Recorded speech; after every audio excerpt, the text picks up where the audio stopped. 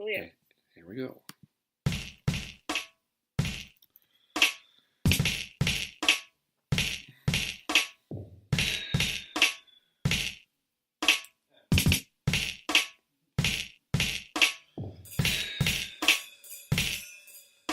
Well, hello everyone, and happy new year. It is 2019. 2018 is so last year. Okay, I had to get it in, and it's out. It's done with the bad last year jokes. Welcome to the first podcast of Agree or Disagree, the podcast of 2019. My name is Kevin Olenek. Of course, you can follow me add me as a friend on Facebook, Kevin Olenek. Follow me on Twitter at KEVOLE. You can also like Agree or Disagree the podcast on Facebook. You can also subscribe to Agree or Disagree the podcast on iTunes. You can find it on Spotify, iHeartRadio, and wherever the podcasts you choose to listen to your podcast to. There was a interesting, as always, Twitter is a fascinating place to have some political conversations, one way or the other. This tweet caused a bit of an interesting conversation over the Christmas holiday break. Unpopular opinion, according to the people commenting on one of my earlier tweets. You can be an ally to LGBTQ2 plus people, a supporter of truth and reconciliation, want to protect our environment, believe in science, and want to protect human rights, and be a conservative. It caused a lot of conversation, including a couple of responses like this from Facepalm Lefty Nut. So you're not a con. BS, that's literally everything they've demonstrably stood against.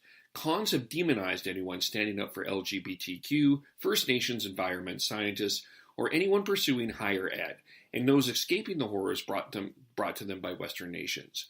Another wrote, I agree with that, only depending, and this was from Amy Shands.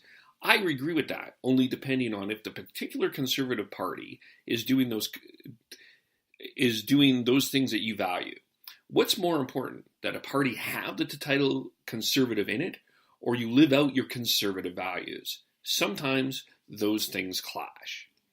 And as we head into 2019, we're going to see an interesting conversation on where the conservative movement is. With the federal election and Alberta election coming up this year, the continued questions of motivations around Jason Kenney, Andrew Scheer, and even Doug Ford will continue to be challenged. So where is the conservative movement heading into 2019? Where is the line between misconceptions and accurate perception? Joining us today is the person that tweeted the unpopular opinion. To unpack that, Natasha Kornak. Natasha is working to redefine our current state of political discourse from one that is rooted in groupthink, identity politics, and personal attacks to one that is thoughtful, respectful, and honest.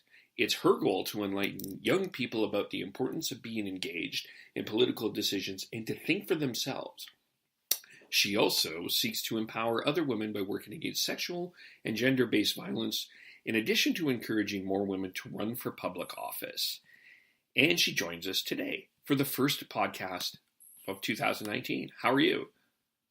I'm good, thanks. How are you? Great.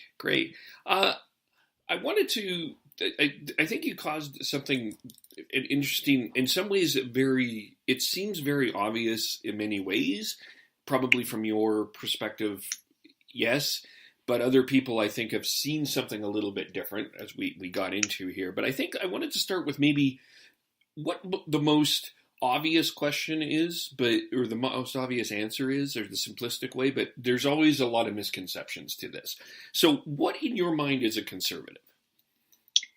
Yeah, okay, so that seems like a very simple question. It's only a few words, but it's a very loaded question. Yes. Maybe I could go back to figuring out, well, what I actually realized a conservative was, and how I did that. And it was a very complicated process. It basically happened when I was in grade 12 of high school. The Alberta provincial election was coming up, and I had an MLA that crossed the floor from the Wild Rose to the PCs. And so I was very interested in learning about, all the different candidates and knowing where they stood on things. And in high school, I was what a lot of people would call very progressive, and I still am to a large extent today, fall into that category. But I had a lot of things that mattered to me: healthcare, LGBTQ issues, education. Those things were all really important and top of mind for my then 18-year-old self. And ultimately, I ended up reaching out to all the candidates. And one of the women running for the Wild Rose was Leela Ahir. She's currently now the deputy leader of the United Conservative Party. So before I met Leela, I had this perception that, I had kind of a grudge thinking, okay, she's going to be, this, lake of fire type person. And she's going to be one of those people who, toes that more social conservative party line that I just didn't align with. And I couldn't have been more wrong when I actually met Leela and sat down with her. And she talked to me about her values and her beliefs in equality of opportunity, loving your neighbor, treating people the way you wanted to be treated. She's one of the most loving, caring women I've ever had the pleasure of meeting. And I realized that our values were very similar. And what it actually meant was that I started to align myself with her and realize along the way that there were other values that also cross lines with the conservatives. So what a conservative is, in my view, is someone who, holds the traditional values of our society. And by traditional values, I mean the things that our society was founded upon. So, critical thinking and freedom of inquiry and free thinking, as well as, private enterprise is really important as well, and freedom of choice in not just the market, but also in your own life. So those are the fundamental values, and those can be applied to public policy in different ways. And that's why you get a lot of different, different sects or factions of the conservative political movement. But what a conservative to me is means that you hold dear the fundamental values of what created our society and made our society great to begin with. So that's ultimately where I fell. And I now when I see people labeling conservatives automatically as bigots or all the negative connotations that are associated with the label, that kind of it's what I used to think as a young person in high school. And I've learned through my relationships with certain people involved in the political sphere that that's not really the case. So I hope that kind of gives you a little bit of a perspective as to why I became involved in the movement and why I identify that way. Yeah, no, it's fair, and we'll continue and unpack that, because it's in some people's eye, when we say conservative, it's a swear word. But on the other end, though, you get some conservatives that would say what you have said on Twitter and label yourself as conservative. It's not conservative, so it's really kind of fascinating. But I ultimately think, and I think probably, I don't know if you know who he was, but a person that recently passed away that I think identified to me as probably a very compassionate conservative was Robert Sala. Oh, yes. I'm sorry. Yeah, but he just, to me, when I met him, he was always very welcoming to everybody at the table. But he was conservative. That's who he was. But he was so nonpartisan about his acceptance of everybody that it just, yeah.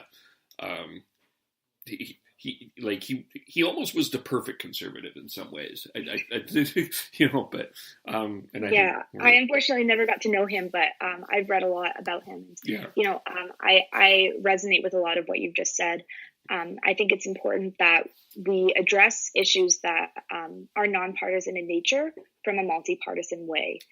So things like a lot of very prominent social issues like sexual violence, for example, and the economy. And these are issues that are not necessarily partisan in nature, but are important that we all put our heads together and actually work collaboratively to come up with solutions. Absolutely. So I'm going to read a tweet from Mike Morrison that was just yesterday. But this isn't the first time he's tweeted stuff like this. He has been all over that. He's been on this for quite some time. We told you Trump was going to go after LGBTQ rights, and he did. We told you Ford was going to go after LGBTQ rights, and he did. We told you Bolsonaro was going to go after LGBTQ rights, and it's the first thing he did. Do you believe us about Kenny yet? So from this perspective, and the UCP party was not invited to the Pride parade. And of course, we had the incident late in November with John Carpe at a conference talking and comparing the Swastika flag and the Pride flag. How do we reconcile this? Like, how do you respond to Mike, first of all? Okay, so so a long time ago, Mike actually blocked me on Twitter, which I think is really unfortunate because we haven't had the chance to really engage that way. And, he would often say things about me without actually tagging me, which I thought was, not really fair because it doesn't really give me the opportunity to respond and engage. I appreciate everything that Mike does for the LGBTQ community. I identify as an ally in that I am a heterosexual female and that I support the community. I am probably one of the most libertarian people you will find when it comes to my views on sexual orientation and gender identity. I believe everyone should be allowed to live their life to the fullest and free of, any discrimination or overbearing government intervention as well. Now, I understand the concerns about politicians attacking LGBTQ rights because that is something that we see all over the world. Canada and the United States and all these other countries that are Western democracies are among the minority of countries, if you were to lump them all together, that actually have legal protections for that community. So when we talk about Doug Ford attacking LGBTQ rights, when we talk about the concept of rights as associated or given to a certain group, I want to understand which specific rights he's referring to.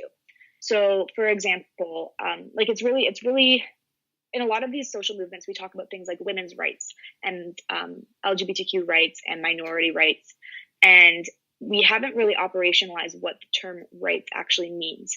So, when we talk about it from a legal perspective, which specific rights are you talking about that are under attack? Because I understand the feeling of maybe not necessarily being accepted or a feeling of a lack of tolerance from certain politicians. I can resonate and empathize with that, but I don't necessarily see anything on the table that will actually. I mean, I'm speaking about the Canadian context from either Doug Ford, Jason Kenney, federally, that will actually impede LGBTQ people from exercising those civil liberties that they already have. We can criticize Trump and his policies on the LGBTQ community, as I have done. His transgender military ban is, labeled by many as unconstitutional, and I would argue that as well. So we can, if we're talking about, certain rights, and you can put a label on those rights and talk about the implications of certain policies on those rights as they pertain to a certain community, that's great. But when we use blanket statements like Doug Ford or Jason Kenney is going to take away your rights, I'm confused as to which specific rights he's talking about. And this is another thing about why it's important that we use specific language in our discourse, especially on social media, because it's very easy to use buzzwords and very large, broadly defined statements that don't actually paint a specific picture. So if you have an issue with a policy, tell me what the policy name is. Tell me what bill or piece of legislation you would introduce or would amend, and tell me what specific clauses in that bill you would actually change. Because that's the issue, is when we talk about things in a very broad sense, we're not actually coming up with solutions. We're just shouting into a void. So, but going back to, what do I think about Mike's, his statements, I understand what he's saying when it comes to people like Bolsonaro and other people who are around the world who are actually persecuting LGBTQ people. But I don't see Jason Kenney or Doug Ford actively persecuting or trying to strip LGBTQ people of their charter rights or their human rights. I don't see it. But if you can point to me a specific example, then I will happily, engage with that idea. Yeah, I think that the maybe part of the problem or the challenge has been when you go back to the constitutional debate in the UCP, where they didn't necessarily vote in same-sex rights. Rick McIver warned that this was the potential lake of fire, and they still went ahead. They are looking back on people, and they've not only have done this with Jason Kenney, they did this with Nathan Cooper as well, where they've looked back and realized where they have worked with or made some statements politically against them in the past. Which I think is something we can unpack, and just the whole, the past issues, and even like groups like Parents for Choice around the GSAs, and John Carpay's comments, and whether he is a valued member of the UCP or not. It's a narrative that's being painted that he is a UCP parent, and of course it's the paintbrush that you're painting with, I guess, is. Yeah, and I think that's a very fair. Assessment. I unfortunately wasn't at the convention. I would have loved to have been, but I was unfortunately working in Ottawa at the time. And so my policy is give credit where it's due and hold accountable where needed. On certain policies like R30 and some other ones in there, I was very upset with those, and I spoke out against it. Granted, one thing that I think is really important is that when we talk about party policy and party conventions, this goes for a lot of parties. The party membership as a whole is not there. And so if you have 30, I think the last poll I read was about 37% of decided voters in Alberta said they were going to go UCP. So you have a substantial number of people in Alberta who support the party, not all of whom have memberships. And then you have people who do hold memberships. And then out of that, you have a very small number of people who actually go to the convention. And a lot of people who actually go to the convention, they have the money, they have been involved in the CAs, they have the time. And so you get certain groups of people that have certain levels of political influence going to those conventions and making certain policies. That being said, I think we need to make policy conventions a lot broader and more accessible to people, and also making involvement in constituency associations more accessible to everyone as well. Just the entire political system. I could go on an entire rant about accessibility to people. Again, though, I think that when we talk about whether or not that's reflective of the entire, some of those policies, whether or not they're reflective of every single person who currently is thinking they're going to vote UCP, I don't think we can say that, because there were maybe 500 people in that room or less who voted for that policy. And that's a fraction of Albertans, right? So with respect to Nathan Cooper's past and Jason Kenney's past, I think the past of politicians is fair game, because you have to criticize where they've come from in order to push them to disclose and tell you where they're going in the future. Nathan Cooper issued an apology. He issued like a full-on apology back when that story broke. He talked about his desire to learn from the community and to be involved with the community to the extent that they'll allow him to be. And he talked about his desire to change and open his mind to new perspectives. And I could appreciate that. Have I seen Mr. Kenney do that? I haven't seen an apology necessarily, and I'm not really saying either way whether or not that's something that, whether or not he does that is his decision, right? But what I have seen is Mr. Kenney.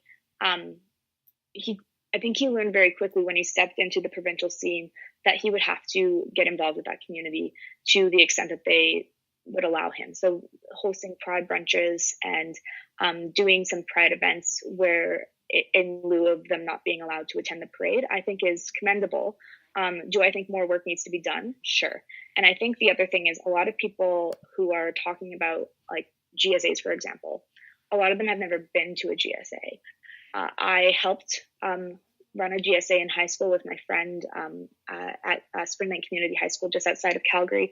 And yeah, it was an amazing place for kids to go. and it helped with my mental health. It helped with the mental health of dozens of other students. Bullying went down, rates of depression among students went down. It was just a really good initiative. So when I see it being attacked, I ask people why, what their logic is. And a lot of the times they don't even necessarily know or understand what the concept is. So I think a lot of it is fear of the unknown. And that's, again, why I think we need to start having more dialogue and conversations about these things. And that's why it's important for people who have that knowledge and experience to be involved in the party in order to, make those voices heard and actually educate some of the people involved.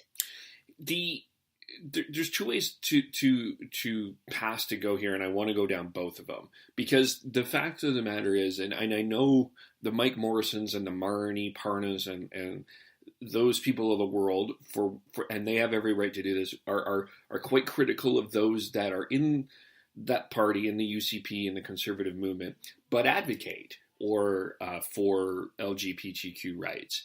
And I know that there's been a lot of hurt from people that have been allies like yourself not being allowed to march in the parade or participate in the parade. I know a couple of people in that.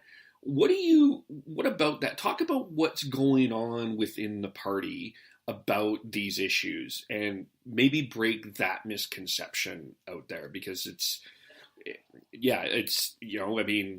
there's one paintbrush being painted, but underneath there's other stuff going on. So talk a little bit about maybe the LGBT Tory movement as an example, and some of the advocacy and conversations within the party about this. Well, so I'm presently not on a CA in Alberta because I go to school in Ontario most of the year. So I'm presently not really as involved in the internal mechanisms of the party as I'd like to be. What I do, though, is I do make my voice heard. I do send a lot of letters and emails, and I do liaise with a lot of people who are involved in the party to make my voice heard. I know a lot of people who are, pretty strong stakeholders in the party. Natalie Pon is a really good example, who spoke in favor of the elimination of the opposition to same-sex marriage in the Conservative Party, the Federal Conservatives party policy back in 2016. So there's I can point to, I have so many gay conservative friends who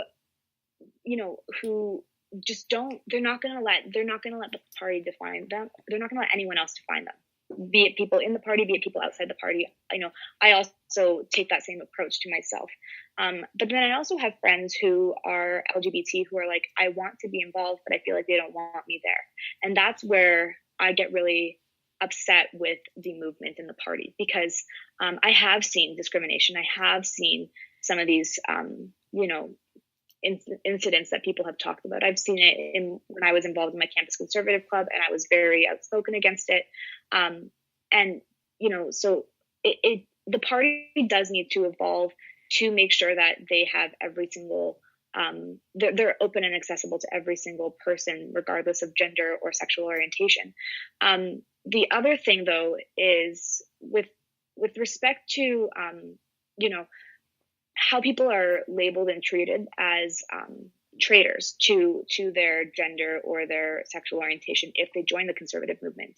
That is, I think that's on the people who are outside of the movement as well. Because when you have people on social media who belong to the political left who say that I have internalized misogyny because I'm a conservative woman, so therefore I must hate my own gender, for example. I think that's also entirely inappropriate, because it chalks us up to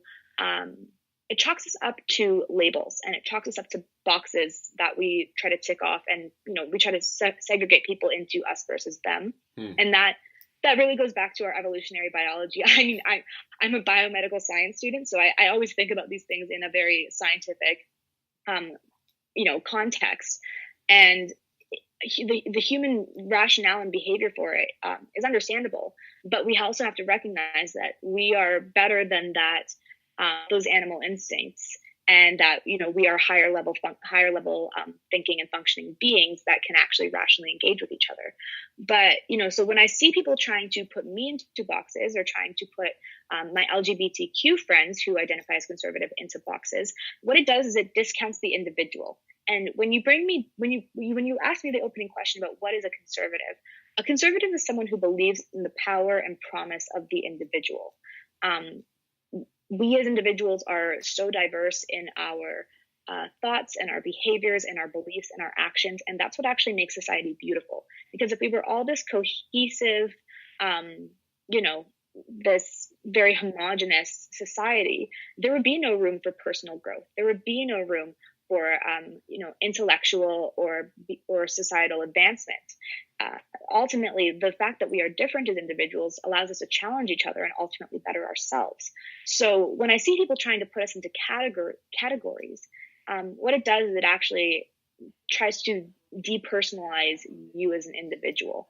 And that, I think, is not only insulting, but also harmful to just our overall society, if that kind of makes sense. Yeah. It's especially on Twitter, there is labels. I mean, I had a conversation with someone about something that I disagreed with, and I was labeled as rich. And I looked at my bank account, and let me assure you, there's nothing rich about this bank account. So we do make labels based on what people's opinions are in 250 characters or less. Now, the other side of that, though, is the social conservative part of the party. And I go back last year, there was I don't know if you were aware of this, but there was a bit of a controversy within the Alberta Party with Stephen Mandel visiting with Parents for Choice. And some in the Alberta Party were like, well, why are you visiting with them? Why are you engaging with these people? And the other side is, well, why not? Because they are important to dialogue with. It doesn't necessarily mean that you agree with. But have we underestimated the political influence on I'm using this, the air quote, the social conservative movement is... Talk a little bit about what you're seeing from them in this perspective. Yeah. And maybe, is there some misconceptions about what they're actually saying? I think there is. And I think a lot of people have discounted the power that movement does have. For example, if you take the abortion issue, for example, you'll see a lot of, so the Campaign Life Coalition, for example, has tons of donors, tons of money. They have huge political influence. You can see that with other, not necessarily PACs, but, quotations, advocacy groups. So with Parents for Choice, the concept that parents should have the say over what kind of school their child goes to, I don't have an issue with that. If you want your kid to go to a school of your choosing, if you want to homeschool your kid or send them to a certain religious school, I think that's your decision and your choice as a parent. I have no issue with that whatsoever. When I first started an advocacy organization in Alberta called Right to Know, to combat sexual violence through consent sex education, I actually had a conversation with a woman named Donna Trimble from Parents for Choice. And we had, she very much said that she was in agreement with what I was trying to do. And I had a really hard time pinning down where she was on a lot of these issues, because I think she knew I was more on the progressive side of the issue. We weren't necessarily trying to be in conflict with one another, because I saw a lot of the work that they were doing. I said, look, I want to know what your position is on sex ed. Are you guys going to, go against having a consent-based sex ed curriculum? And I, honestly, to this day, I don't really remember what her answer was. But ultimately, when it comes down to Parents for Choice, they are a huge political influence. And so are a lot of other groups as well. The Ontario sex ed curriculum was a really big issue in Ontario. I mean, you do see a lot of polls today saying, or you see a lot of media reports, rather, I should say, citing that a lot of parents support the sex ed curriculum in Ontario. But when I knocked doors, it was a really big concern raised by a lot of parents, regardless of your opinion on it. It was something that was on a lot of people's minds. So if you have a lot of people who are, if you can cater to what a lot of people's concerns are, that is going to have a lot of political payoff ultimately. So on things like a lot of the things that Parents for Choice is fighting for, there are a lot of parents who do share their sentiments. I'm not making a statement as to whether or not I agree or disagree with those sentiments, but my point is that if you're talking about the political power, it does exist there. It entirely exists. The fact that they can go and file, there's court cases and legal action against a bill. The fact that they can afford to do that in and of itself is a testament to the political power that those organizations do have. So with respect to meeting with them, you do have to acknowledge where a lot of the stakeholders are in Alberta. And I believe that every single Albertan should have a voice, even those that I don't agree with, So if I was an elected official or a leader of a major political party, as Stephen Mendel is, then I don't see an issue with going and meeting with stakeholders in order to find some common ground. And that's something that I think we're missing from a lot of these conversations, is that because of polarization, there's a gaping hole where that middle ground once was. And we need to start working to find where we can agree on certain issues to actually make improvements in those areas of society where those improvements are needed. So for him to meet with them, I don't necessarily think is an issue. If voters disagree with the policies that he puts forward, that's one thing. That's entirely different than saying, I went to go hear some concerns. Whether or not I take those concerns into consideration and apply them to my public policy is an entirely different matter. Right. And speaking of polarization, I think that's going to lead us to our next topic, which is around climate change, science, and the carbon tax. I think that I feel like there's a split on this in a number of ways. I don't think that there's a lot. I don't think there's many people saying that the science hasn't settled or isn't settled. I mean, I think that we know climate change and environmental issues for everybody are very real. Where they are on that spectrum in terms of values of that may be a little bit different, but I think that is pretty common knowledge, and you as a scientist will acknowledge that. But the other side of this is the impact that the carbon tax is going to have. And there's been a lot of debate about that one way or the other. You get some, like Trevor Tombe doesn't see it as a big deal, but there's others that do see it as a big deal. But in terms of media perception, but in the home looking at your bill at the kitchen table and seeing what the costs of things are, it's becoming a very real life difficult issue here. So and it's becoming a part of a bigger protests, and so how do we balance this? Like, because how do we voice those proper concerns, the legitimate concerns that people have about their finances based on another tax, which as a conservative, I'm assuming you have some concerns about where this carbon tax is going. So, yeah, I'm happy to unpack that. So starting with whether the science of climate change, I've taken enough biology and chemistry courses to know that climate change is very real, and that anthropogenic climate change, meaning man-made climate change, is also a real thing. Now, with respect to whether or not the science is, with people contesting the science, broadly speaking, you're right, it is accepted. However, I do see a lot of people on social media. I actually do see some of those kind of like grassroots conservative Facebook pages. I can't remember the name of one that I saw, but they were sharing something about how a bunch of scientists actually don't believe in climate change. So I feel like a lot of people, when you see a lot of the denialism, I think the denialism doesn't come from the rejection of science. The denialism comes from rejection of a carbon tax. So that's what I think, because the average person doesn't necessarily hold a degree in environmental science. The average person doesn't hold a lot of, doesn't sit there sifting through journal articles every single day. So the rejection that you see from, about climate change and people saying, oh, look, it's still snowing out. There's no real climate change. When you see people saying that, I think that's more of a rejection of certain government policies rather than the science.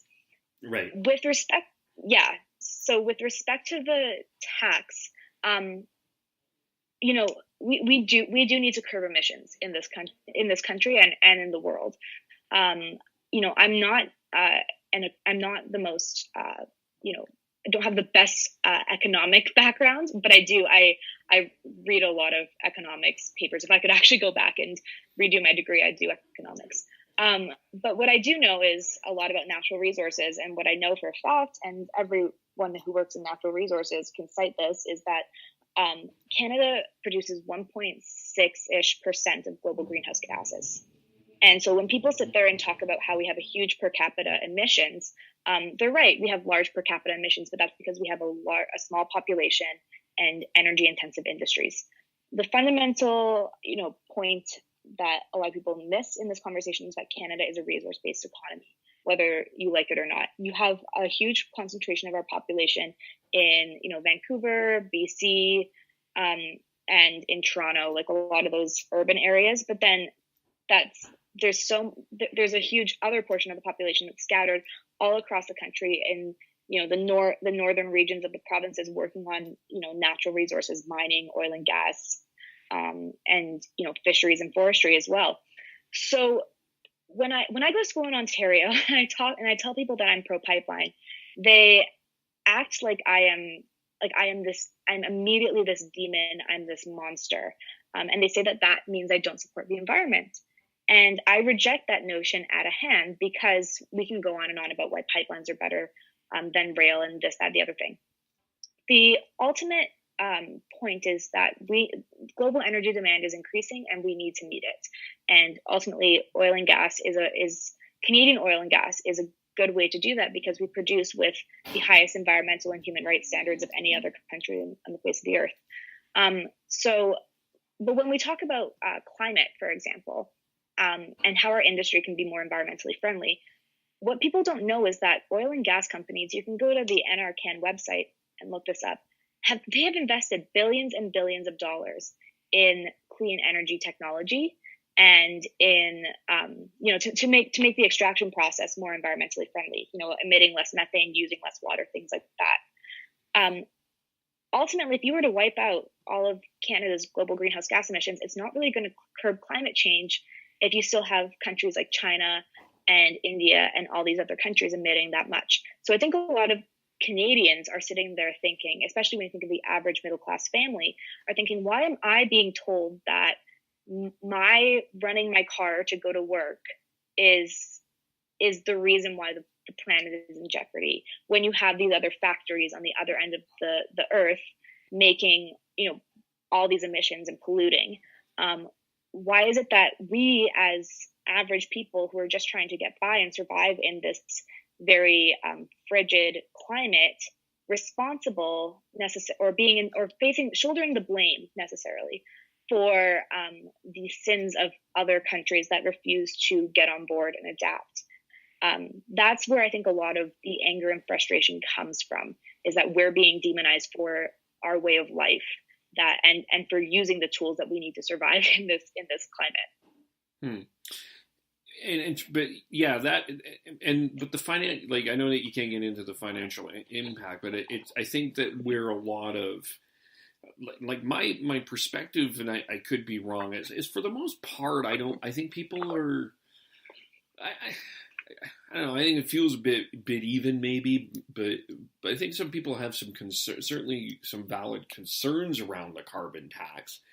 But the financial impact that people are seeing right now is, I think, where this, especially in a tough economic environment like Alberta is, it's hitting them in a really deep space. And I feel like there's one side of the argument that is suggesting kind of like, well, you've had it so good for so long, why can't you just deal with the difficult time now? Like, yeah, I hate when people say that. Yeah. I get that so much from my friends. I have friends from Ontario and Quebec, and I get that all the time. They're like, well, you guys are a rich province. You guys have had all this for, however long.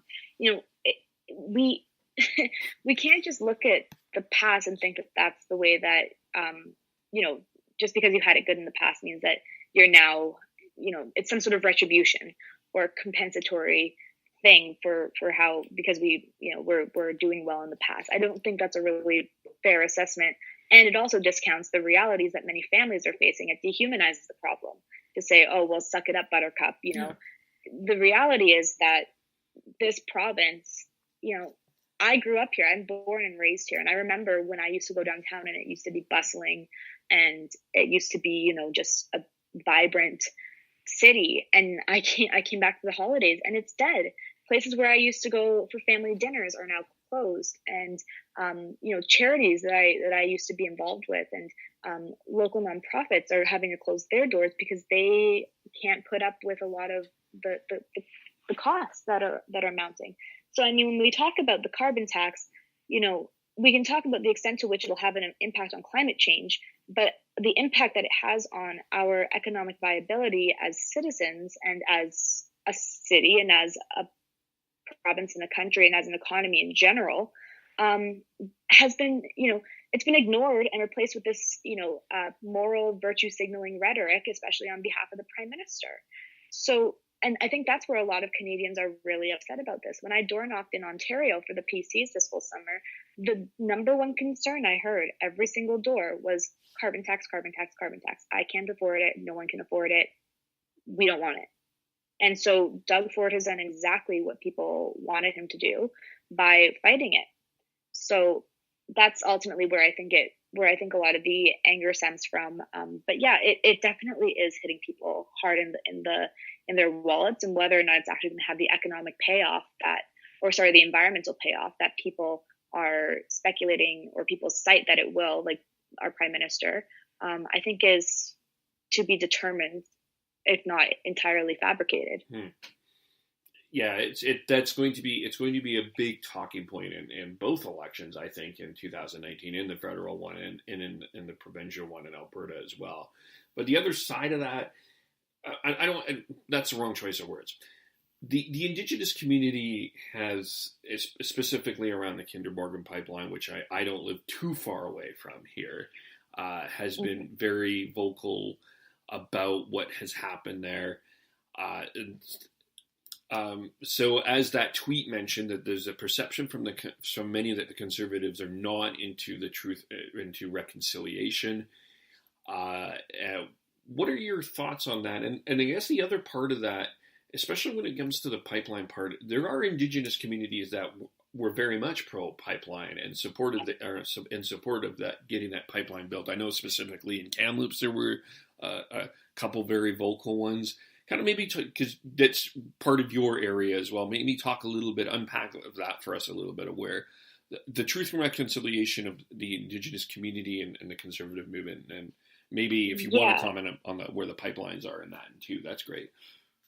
So, little background, I was involved at Queen's in the Queen's Native Students Association. My father's mother is Métis, so it's really important for me, and realizing,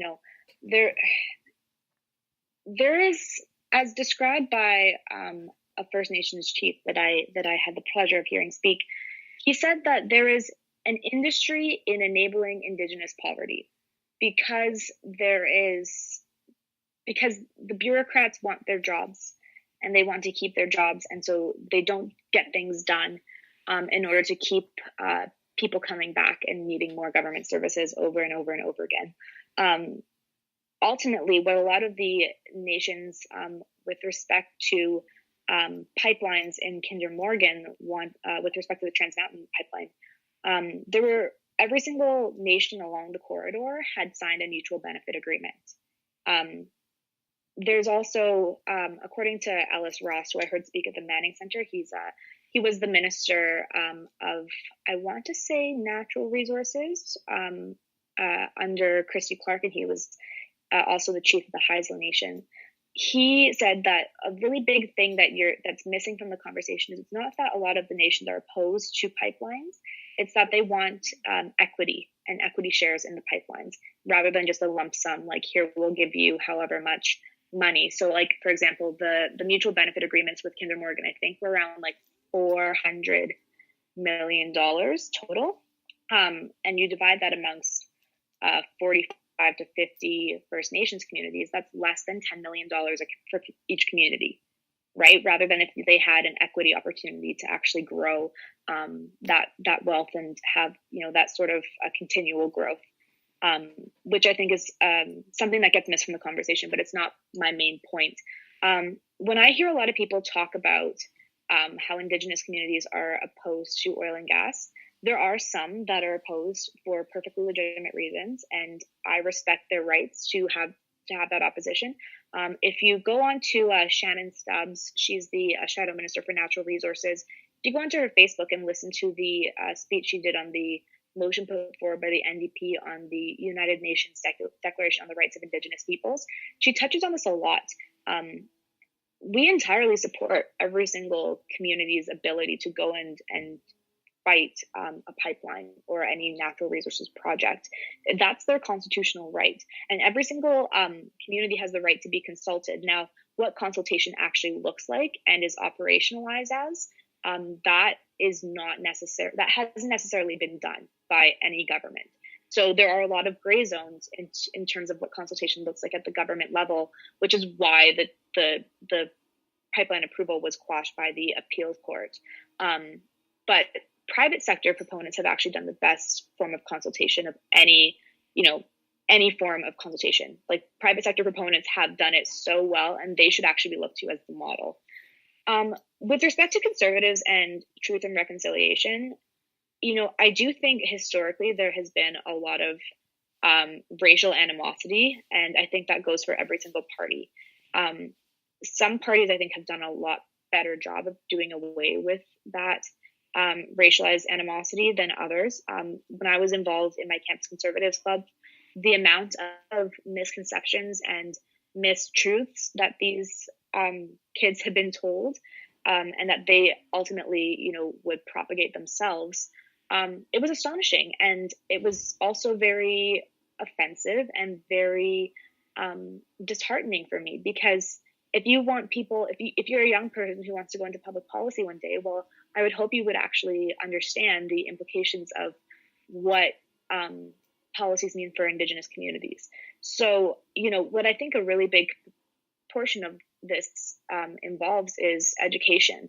And in Alberta, we have a great social studies curriculum with respect to educating about Indigenous history and culture and, Canada's impact on Indigenous peoples.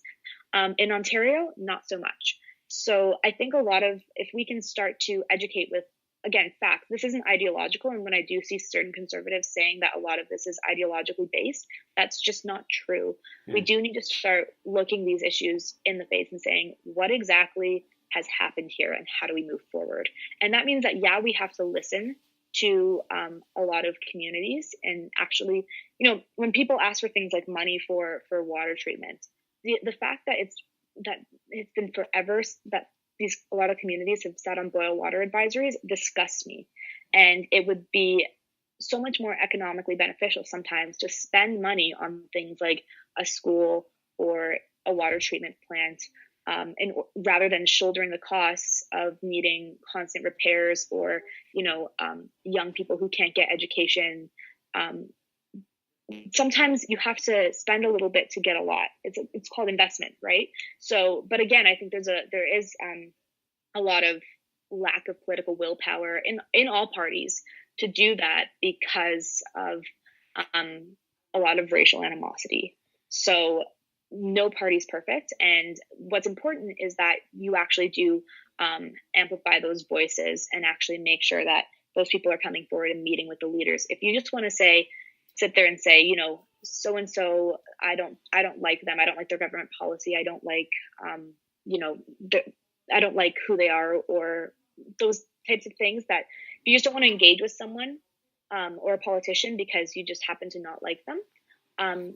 If that politician has the political capital to actually make those things happen, then they're not going to happen. Right. So we do need to listen to Indigenous voices, but it's really important that the people who are involved in those people who are involved in those, the indigenous peoples on the ground do come and make their voices heard. And that's what you've seen a lot of the time with, for example, the Lac Kwams First Nation.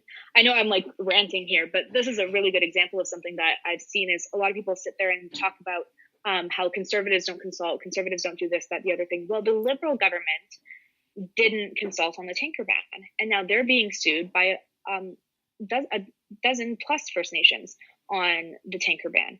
So it goes both ways. Every single party has to be better, but I refuse to accept the notion that it's that because you're conservative, you're inherently against Indigenous rights. Like that just doesn't translate for me. Yeah, well, it was funny that you mentioned that, because I was about to ask you about, like, is the perceptions out there about the conservatives, but I mean, I think the Liberal Party, and maybe it's fair game to say, even, I mean, the NDP party maybe has some things to work on as well. Is that fair to say too? I mean, they talk a big game. With respect to the federal NDP, they talk a lot about Indigenous sovereignty and Indigenous rights, and I can respect that. But again, they like to play the narrative of all First Nations are against oil and gas. That's what they like to play, and I think that does a disservice. Like, Indigenous peoples are not a monolith. We are diverse in our heritage, in our cultures, and in where we're from and where we're going. We all have different issues. A lot of them have common denominators, sure, but when we get treated as a monolith, it's insulting, and it doesn't allow for good public policy to be made. Yeah. So with respect to with the provincial NDP, I mean, there are a few things. There's certain things that they've scrapped with respect to offering new consultation for certain settlements. There's a lot of things that they could have done better, I believe. But again, I think there is a literal industry in enabling bureaucracy for Indigenous and Northern affairs by not solving the problems that are existing.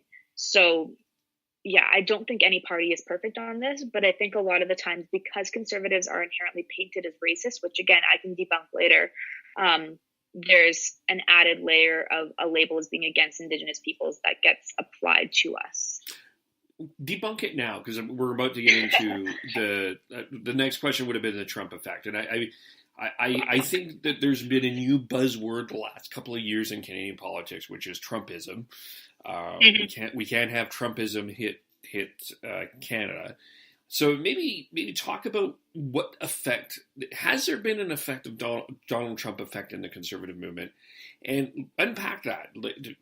If I was to say, as simplistic as this sounds, agree or disagree, conservatives are racist. Unpack that perspective. Sure. Okay, so there's a couple things you have to do first. You have to first identify what Trumpism actually means.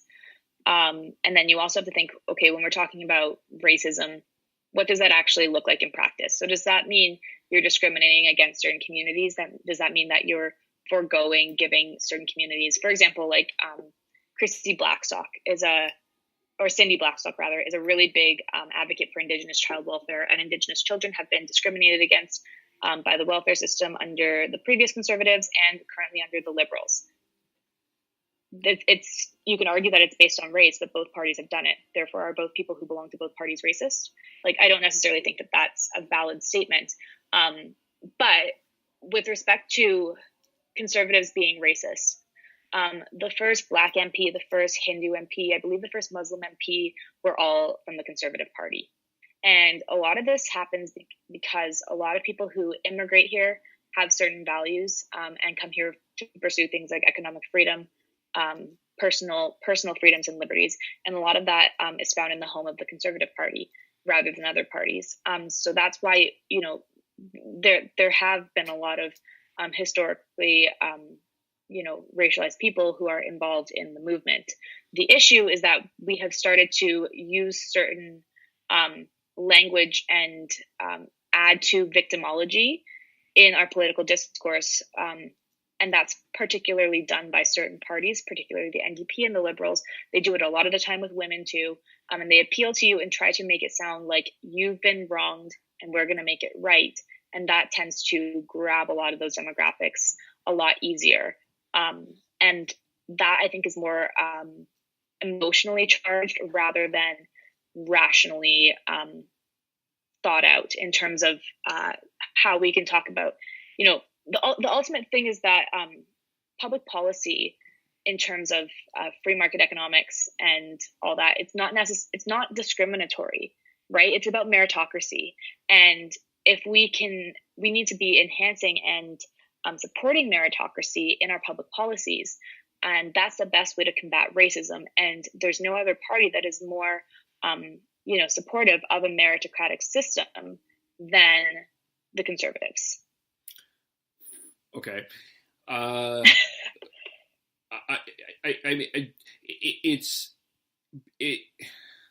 It's interesting though with the paintbrush that's being painted. I mean, let's go back to so what do you say with Carpe? So with John Carpe, his comment not only was offensive, but was also logically flawed on so many levels. So to say that the LGBTQ flag is equivalent to a Nazi flag is the most ludicrous statement I've ever heard. And not only did I call it out, Michelle Rempel, I believe, also called it out. The Nazis actively tried to kill queer people. There is no equation between the two. And if he's trying to make some statement that we've grown into some authoritarian regime where you have to support the LGBTQ community, that's not true. We're not an authoritarian country. We're a country of freedom and free choice, and that should include the choice to be with whatever partner you want to and identify as you choose. So his logic there was entirely flawed, and I couldn't really give it more attention than that, because I saw it. I was like, that's a stupid thing to say. Who would say that?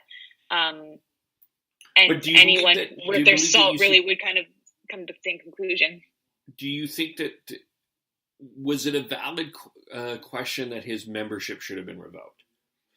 I'm not in the party, so that's not necessarily my decision to make. The idea that, so conservative memberships have been under scrutiny more than any other party. And I mean, rightfully so to some extent, because I think there have been a lot of cases of people saying and doing dumb things and being affiliated with certain groups that are just deplorable and don't necessarily shouldn't necessarily really be given much legitimacy. That being said, I'm sure you can find people with other party memberships who have said and done ridiculous and horrible things. That doesn't justify what John Carpe did or other people who have been scrutinized have done. My point is that we don't necessarily see people going and doxing or finding out, certain who, like if some guy says something outlandish on Twitter, like I had a guy once tell me to go set myself on fire and to kill myself. And it's not like I went and found out what political party he was a part of or where he worked in that, to try to, end his political affiliations. Now, I'm not saying that shouldn't happen. It's a free society. If you put yourself out on social media, you can expect people to find out if you're a member or you're involved. Now, whether or not someone should have their membership revoked, I mean, I just don't really see a reason to have that person in the party. I think it's fair if you're a part of some sort of movement that threatens the integrity of the party to remove you. But for people to suggest that conservatives need to have a vetting process, I mean, yeah, we can argue that, but then shouldn't all parties therefore also have to have a vetting process? I don't understand why it's just the Conservative Party that's being told by people on Twitter that we need to have some sort of vetting process for our party members and not everybody else.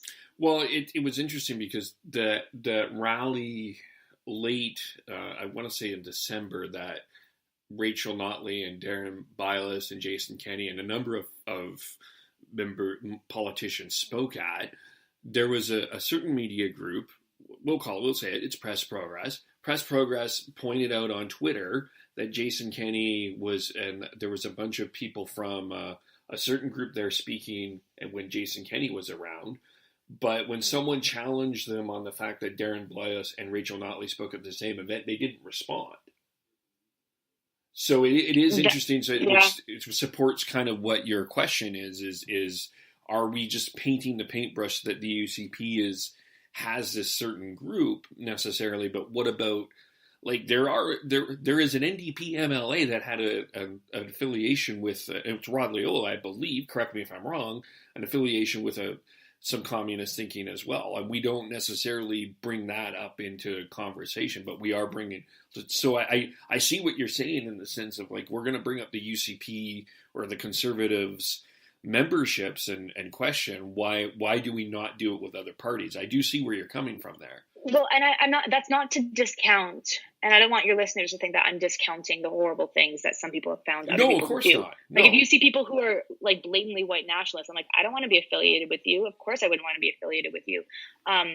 And you know, when I like it, and it does make me sick that we even have to have this conversation, that we even have to talk about white nationalists being involved in these types of things. But, like, again, I think if you open up things to like vetting processes and whatnot, then does it become, if I criticize the Conservatives on a certain policy that I don't like, are they now going to revoke? Are they not going to allow me into a party now? Like, I think it opens up a really big gray area that we would have to explore. It could be a very slippery slope. But I think that the issue that I have is it's the principle of the thing.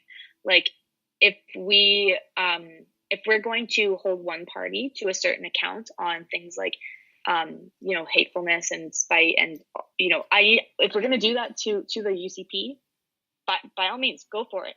I would hold them to the same standards, but then we should be doing that across the board, right? Like, you can't have your cake and eat it too. Yeah.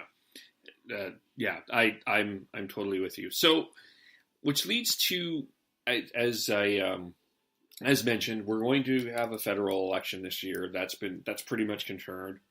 When it is, we're expecting late. But we could be starting with a provincial election in Alberta. That's sort of the rumor going on out there. So how do we keep this? How would you suggest we keep it civil? And how are you going to keep it civil? Okay, so this has been a really long political journey for me. I started, like, doing Twitter when I was in, I want to say, like, grade 12. And I used to be very impulsive, and I would say and share things and criticize people just based on my emotions at the time. One thing that I've been doing is I've been giving myself, like, a 1-minute rule before I tweet something.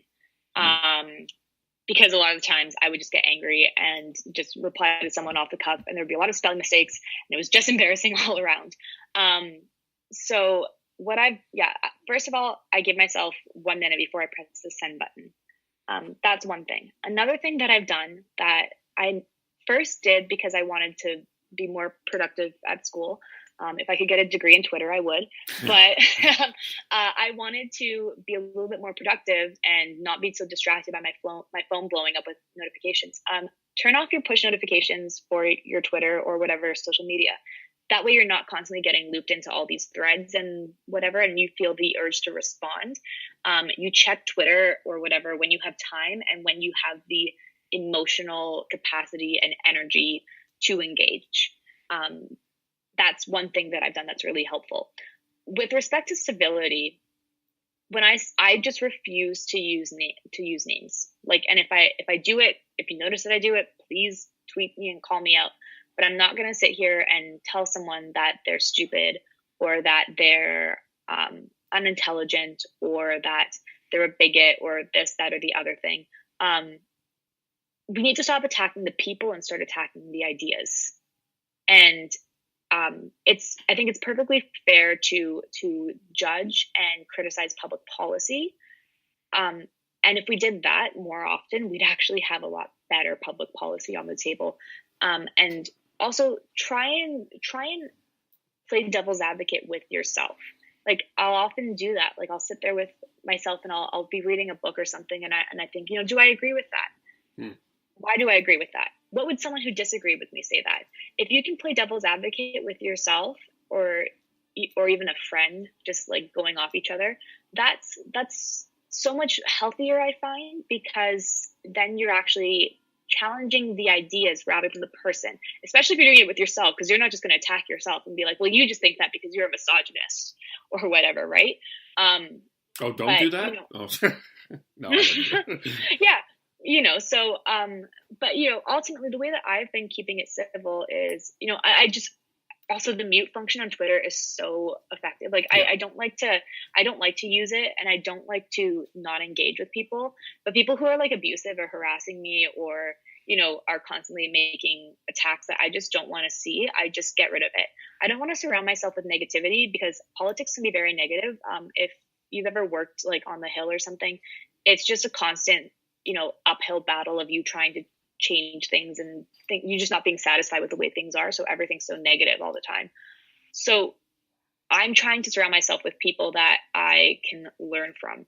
And learning from someone isn't just someone that you agree with and want to be able to, gain their talking points so that you can spit them out at dinner parties. It means that you can, you're following people that post things that make you think.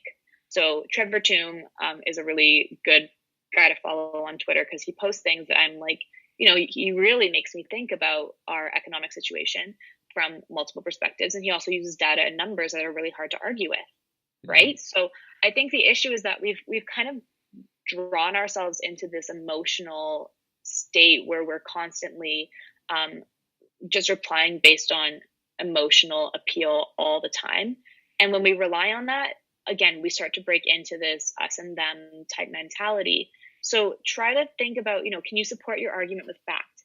Can you support your argument, with also do a Google search? If so many useless arguments on Twitter could be avoided if you just did a Google search and actually inform your opinion first. Ask questions, do polls and say, hey, who agrees with this or disagrees with this and why? And trying to ask open-ended questions so that you're sourcing information from lots of different areas. That's the best way to do it. Also realize that these are people behind a computer screen. I don't really tend to engage with a lot of people who don't use their real name because a lot of the time they end up being nasty because they can get away with it without having their real name associated with it. But honestly, engaging with people from across the spectrum and being kind to people and just saying, thanks, that was a really good point. I really enjoyed that debate. Also, DM people if there's stuff that you want to say in more long form that you don't want to send over a tweet, because sometimes just the whole actual platform of it can make things really choppy and hard to actually have a cohesive conversation.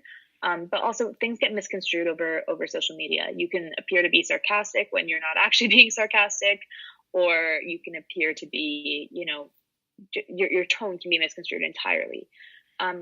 Just try to be a nice human being in that it's entirely fair to criticize public policy and say, I disagree with this and here's why, rather than saying, I disagree with this because I don't like you as a person. Does that kind of make sense? That does. I did a podcast with Brian Pincott about mental health, and of course he's been very vocal and very open about his struggles. I have a lot of respect for that. Yeah, and he talked about on the podcast. He talked about when he was as in council in Calgary in city council, he would get it would be 95% negative calls and about 5% positive calls on just saying thank you. Thank you was such a rare thing to be said, keep up the good work. And, someone like Michelle Rempel, I guess, gets a lot of criticism for the fact that she blocks a number of people on Twitter. But in a sense, I can kind of understand where she's coming from, because she gets, there's a lot of mentions out there, people that are it's politics and mental health is not something that's hopefully gets more conversation when we get to the Bell Let's Talk Day, but it is something that I think needs to happen more, because it's affecting people's lives in a lot of ways. Yeah, it definitely is. And I think, again, this is because public policy has an impact on people's lives, and people get upset and they get emotional. And that's entirely understandable. Like, I have people who, when you're out of work and you have kids to feed, I understand the anger, but nothing good comes from walking around with I don't know if you saw that guy that had the shirt on when they were rallying when Trudeau was speaking at the chamber. Yeah. That was like, advocating for hanging people. Like, nothing that doesn't solve anything. It doesn't solve anything. If you and someone else are disagreeing on something, say, okay, what would you change about this policy and why? And then maybe you can understand where they're coming from. And then maybe they'll understand where you're coming from. And then maybe you can come to a consensus. And then maybe, like what happened with me and some other friends that I actually met through social media, you can actually start developing policy together and sending emails out to MLAs and stuff, trying to get them to implement your changes. Like, that's exactly how, that's one of the ways that I got started with the advocacy work that I do. Is I met some people over social media, and we are in completely different parties, but we focus on where we both think that there needs to be change, and we actively campaign on that together. So it's about, coming up, like, if you're not part of the solution, you're part of the problem. That's what my dad always said. And it was so annoying when I was a kid, and now I realize that he's entirely right. If you're just going to sit there and complain on Twitter all day long, nothing is going to change. Absolutely nothing. Write a letter and say, I'm disappointed and here's why, rather than actually criticizing the intellect and capabilities of people. Because I think every single person who's elected to the Alberta legislature has the competence and abilities to make good policy. I think we always have different ideas of what good policy actually looks like. Yeah, exactly. Yeah. What do you see going forward here as the key election issues, both Alberta and federally? What are you sensing that they're going to be the big topics? You think you talked a little bit about them, but Alberta is going to be a lot based on, definitely the carbon tax and economic competitiveness is going to be huge. I think that it's unfortunate because I wish healthcare was a little bit more of a prominent issue, but it's not really front and center right now. Our healthcare system is definitely in need of a revamp, but I don't think it'll be the most front and center issue. In Alberta, I do think education will come up in a few different places.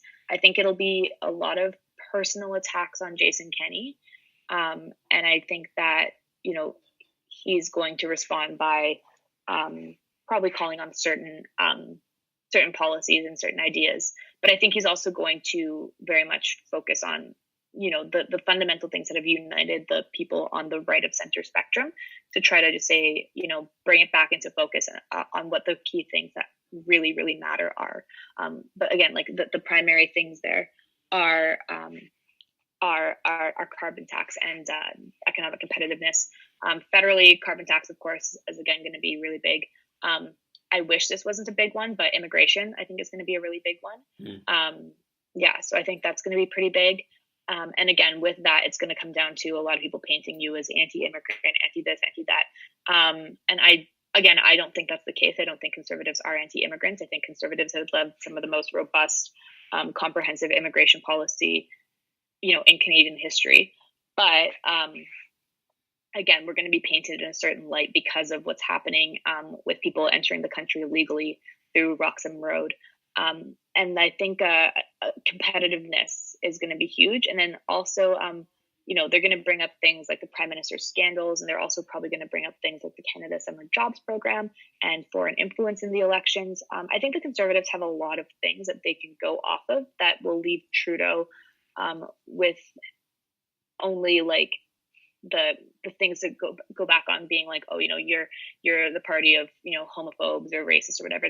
There's a lot of things they can hit him on that he's not going to have a lot to counter back on. But I think there are going to be a lot of polarizing issues. Whether it all depends on how the Conservatives want to spin it. Right. If they want to spin it in more of a pragmatic, yet compassionate way, the way Michelle Rempel has, then I think they can do really well.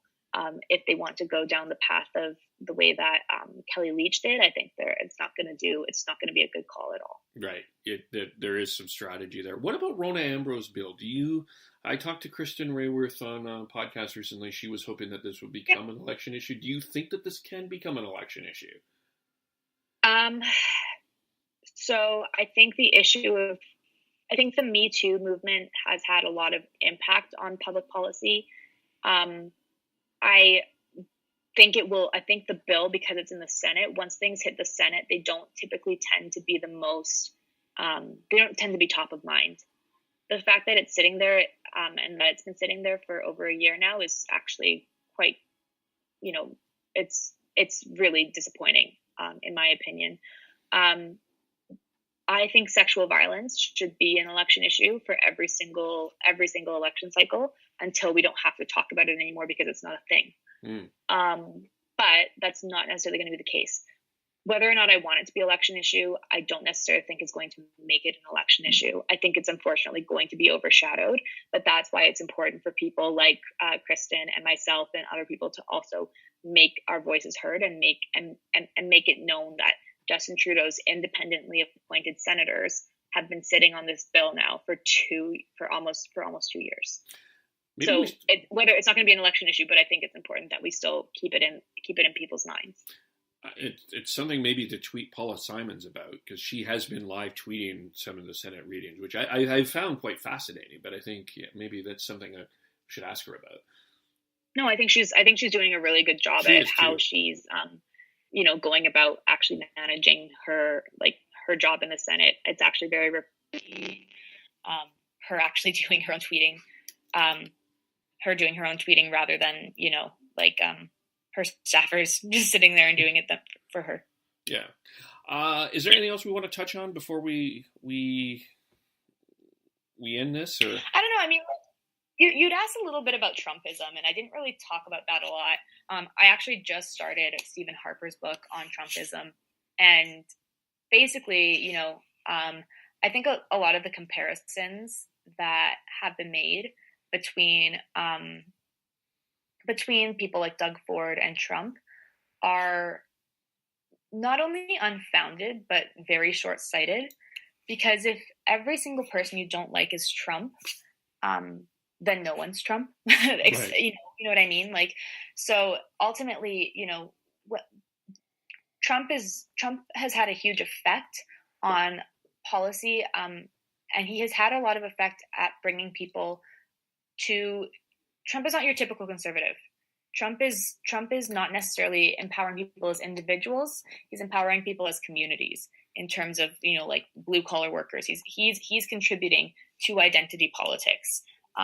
So when he rails against identity politics, it's quite interesting because he himself has enabled it, but just in kind of a more unorthodox fashion. But ultimately, what I think is really important and that people should realize about conservatives is that we're not about being regressive in that going backwards. It's not about undoing things that have already been done. It's about making progress as a society, but in a different fashion than other political parties would offer that actually don't necessarily promise anything. There is a quote by Ronald Reagan, and it says, "I do not want to go back to the past. I want to go back to the past way of facing the future," which is, I think, exactly what conservative parties need to focus on, because it has been historically the conservative way that has led us out of economic struggle, that has enhanced human rights at home and abroad, and ultimately that has, brought people economic prosperity as well as, more personal liberties and freedoms. So that's kind of the whole sentiment here.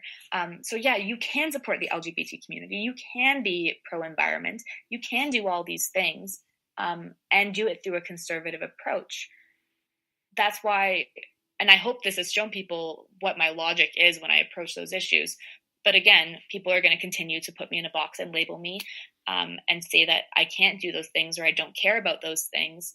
But ultimately it's up to me and who I am to define myself as I see fit, and not anybody else. And I would say that to anyone else who's afraid of kind of, disclosing who they are as a conservative. Anyone else who feels like they'll be ostracized or alienated. Ultimately it's just you. Your opinion of yourself is the only one that really, really matters at the end of the day. Exactly. Unless you're running for public office. Yeah, then it's someone else's opinion. But ultimately, at the end, it's still your opinion, whether you win or not, how you feel about it, right? Yeah, ultimately, and you choose how to carry yourself and conduct yourself, and you choose. And I hope everyone chooses to do that with kindness and compassion. But ultimately, I'm not going to let anyone tell me that I'm a homophobe. But when I know who I am, I'm not going to let anyone tell me what I do and don't believe, or what I do and don't stand for. My actions speak louder than my words ever will, and that's kind of all there really is to it. I can't really do anything else other than be who I am as an individual. Sure. And how do individuals find you? So I have a Twitter. I used to have an old Twitter, but they found out that I made it when I was under 13, so they deleted it and made me make a new one. So it's at Natasha, then _Kornak, KORNAK. And then I also have a website, natashakornak.com. Cool. So yeah, that's a little bit about me. So if you guys are interested in ever chatting, I'm always down to have fun, meaningful conversations with people. Yeah, and we will do that again. Of course, you can find me on Facebook, Kevin Olenek, Twitter, KEVOLE, Spreaker.com, KEVOLE, iTunes, Spotify, iHeartRadio. And of course, we'll be doing more Instagram stuff and YouTube stuff as well. I think this has been a very valuable conversation. Thank you for coming on. Yeah, thank you so much for having me, Kevin. All right. And thank you, everyone, for listening. And stay tuned. We've got a lot more coming up. This is only the first one of 2019. We've got more, so stay tuned for that. Thank you for listening. We'll talk to you all very soon. Bye for now.